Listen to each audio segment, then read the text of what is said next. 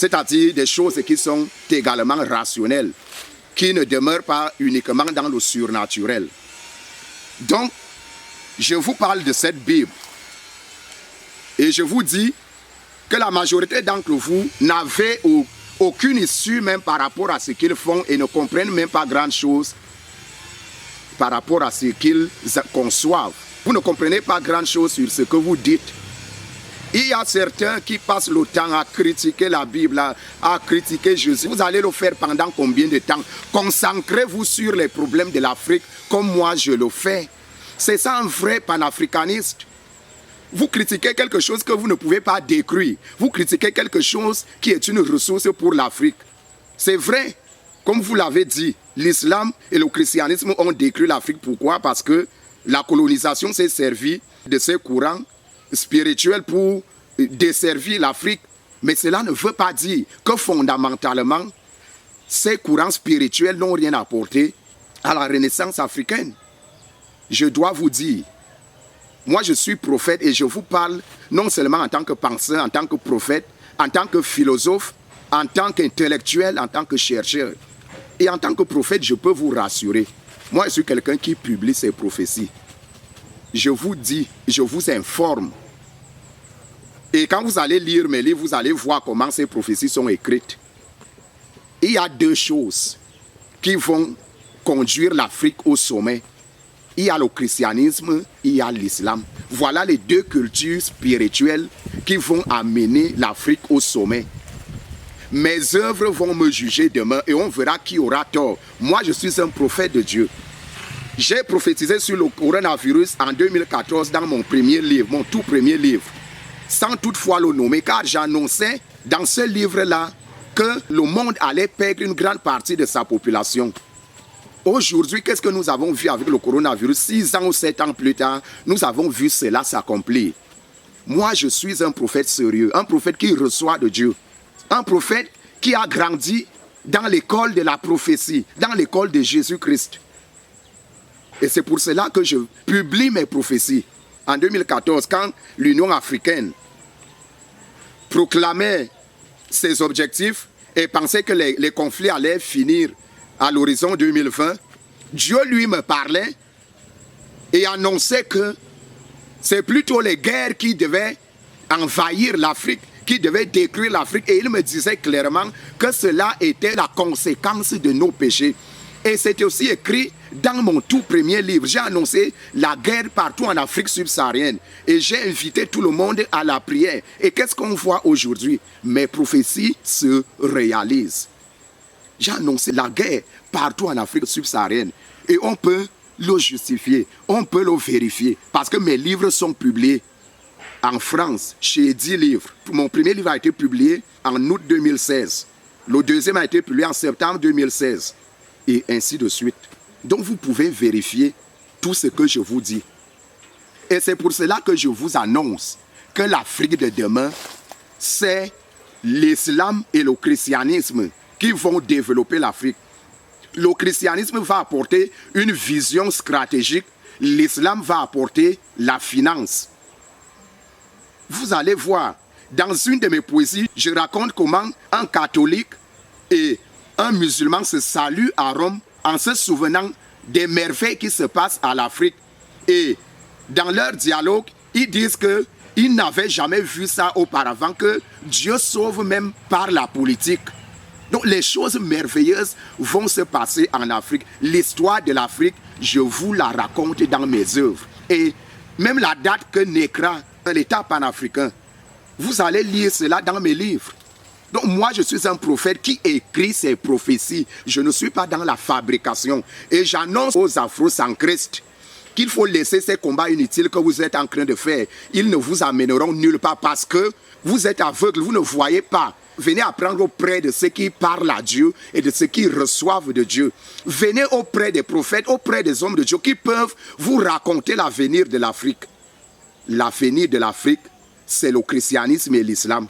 Vous allez le vérifier, l'histoire va raconter cela et mes œuvres seront lues même des siècles après moi parce qu'elles racontent la vérité que je reçois de Dieu.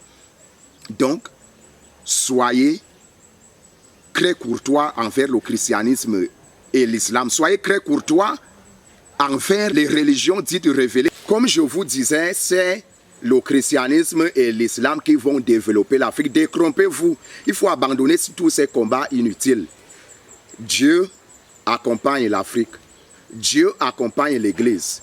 L'Église est la maîtresse de la renaissance africaine. Vous allez le constater. Dans mes travaux, j'annonce le grand réveil spirituel mondial. Je suis compté parmi les artisans de ce grand réveil. Donc, rassurez-vous, l'Afrique va réussir. C'est un prophète de Dieu qui vous l'annonce. L'Afrique sera meilleure dans le monde. Quand vous allez lire mes livres, vous allez davantage le découvrir. Je suis venu vous parler du programme de master en monnaie et développement de l'Afrique. Je suis venu vous parler de l'élévation spirituelle. Je suis venu vous parler de ce qu'il faut savoir pour que l'Afrique de demain puisse réussir. C'est pourquoi je vais vous lire un passage. Parce que vous avez besoin de ce passage. Je m'adresse aux afrocentristes. Parce que vous devez recevoir des leçons, parce que vous parlez des choses sans pouvoir les analyser. Vous dites des choses que vous ne comprenez pas et ce n'est pas normal. Vous ne pouvez pas dénigrer vos chefs. Les chrétiens et les musulmans, en termes de développement et de la renaissance africaine, je vous l'assure, ce sont vos chefs, il faut les vénérer. Il faut les vénérer, ce sont les gens qui doivent vous conduire. Vous parlez des choses dont vous ne savez pas. Moi, je vous dis des choses qui vont s'accomplir, qui sont dans mes livres et qui peuvent se vérifier d'une manière ou d'une autre. Cette Afrique-là, je vous la présente. Nous irons dans Deutéronome 28 au verset 1. Nous allons lire ce qui y est écrit.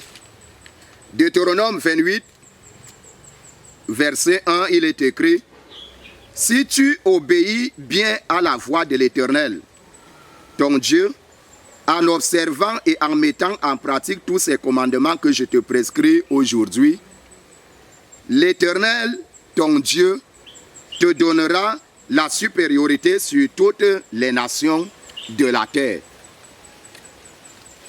Le défi est lancé. L'enjeu est défini. Nous avons besoin de Dieu pour réussir en Afrique. Vous qui parlez de Dieu et dénigrez l'islam, le judaïsme et le christianisme, je vais vous dire, vous ne pouvez pas réclamer un certain nombre de choses au Dieu que vous ne connaissez pas. Dieu ne se révèle pas aux incirconcis qui ne veulent pas le servir. Comment voulez-vous connaître Dieu alors que vous n'avez pas suivi le chemin qui nous amène à Dieu? Jésus-Christ de Nazareth, le sauveur du monde, le sauveur de l'humanité. Celui qui a la capacité de vous remplir du Saint-Esprit, c'est-à-dire de toute force surnaturelle qui nous permettra de voir des choses avant qu'elles arrivent. Vous avez besoin de connaître Dieu. Aucun astronome ne peut définir de manière exacte les galaxies s'il n'a pas de télescope. Vous voulez connaître Dieu sans télescope, sans le télescope de Dieu, sans la foi. La foi, c'est le télescope des chrétiens. La foi, c'est le télescope des croyants. La foi, c'est le télescope de ceux qui veulent réussir avec Dieu. Vous avez besoin de la foi. Donc, si Dieu ne vous parle pas, si vous n'avez aucune expérience envers Dieu, mais pourquoi vous en plaignez? Vous ne connaissez pas Dieu. Je dis souvent que la foi, le chemin de la foi, est un chemin scientifique et pédagogique. Pour connaître Dieu, il y a des canaux qui sont décrits dans la Bible. Dieu ne fait pas, il n'est pas dans le désordre. Il a dit, si vous voulez venir à moi, il faut choisir le chemin de Jésus-Christ. Jésus-Christ a dit, je suis le chemin, la vérité et la vie. Nous pouvons le lire dans Luc 14, verset 6. Je suis le chemin, la vérité et la vie. Nul ne vient au Père sans passer par moi. Donc vous devez vous adonner à Dieu. Vous devez vous adonner à Christ. Parce qu'il a besoin de vous pour vous parler, pour vous conduire, pour vous instruire. Vous ne pouvez pas vouloir des choses de quelqu'un que vous ne connaissez pas, que vous n'aimez pas, que vous ne voulez pas entendre et à qui vous ne voulez pas obéir. La Bible dit ici que la supériorité appartient à ceux qui obéissent à Dieu. C'est pourquoi je dis aux Africains, si vous voulez réussir, il faut obéir à Dieu. C'est d'ailleurs pour cette raison que c'est uniquement l'Église qui va apporter la vision stratégique de l'Afrique, parce que Dieu parle à l'Église, parle au Saint-Esprit, et c'est Jésus-Christ qui donne le Saint-Esprit. Et c'est pour cela que j'invite aussi les musulmans à faire bon usage du Jésus dont parle le Coran. Parce que lorsque vous suivez Jésus, il relâche le Saint-Esprit pour vous et celui-ci vous conduit dans tous les domaines de votre vie. Nous vous bénissons parce que vous nous avez suivis de manière très attentive cette journée. Cette introduction, nous allons d'abord nous arrêter à ce niveau, mais je vous laisse une question. Quelle Afrique voulons-nous? Allez réfléchir parce que j'ai élaboré quelques directives que j'aurai à vous donner dans le cadre du Master en monnaie et développement de l'Afrique Option Leadership. Et nous allons en parler la prochaine fois. Comme je vous ai dit, le cours continue, mais plusieurs vidéos vous parviendront. Nous aurons le temps de... Nous avons trouvé bon délai limité, parfois à 15 minutes, parfois à 20 ou à 30 minutes, afin que vous ne soyez pas submergés ou désintéressés à nous suivre, à nous écouter. Écrivez-moi dans les commentaires, abonnez-vous à ma chaîne, à notre chaîne, la Bibliocosmologie, parce qu'en réalité, c'est un travail collectif. Abonnez-vous à notre chaîne. C'est un travail collectif que je mène avec vous, dont les participants sont mes collaborateurs.